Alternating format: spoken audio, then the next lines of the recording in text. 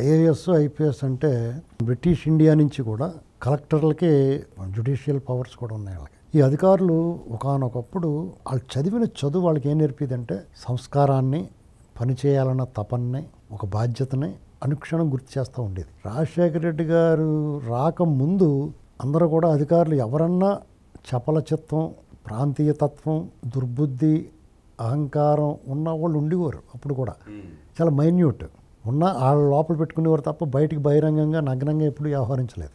బాధ్యత 90% బాధ్యత ఉండేది. ఎన్టీ రామారావు గారి హయాంలో ఒకసారి ఐఏఎస్ ఆఫీసర్ల కలెక్టర్లు అందరినీ కిడ్నాప్ చేస్తారు నక్సలైట్లు ఏజెన్సీలో. కిడ్నాప్ చేస్తే మామూలుగా అయితే నక్సలైట్ ఏం చేస్తారండి, తీసుకెళ్ళిన శోభాపురం కుమ్మేసి వాళ్ళని అందులో అధికారులు ప్రజలను పీడిస్తున్నారో రాజకీయ నాయకులను వాళ్ళు క్షమించరు. వాళ్ళు ఆ టైంలో కాలు చంపేయటం వాళ్ళందరూ ప్రజా కోర్టులో తీర్పులు ఇచ్చేసేవారు.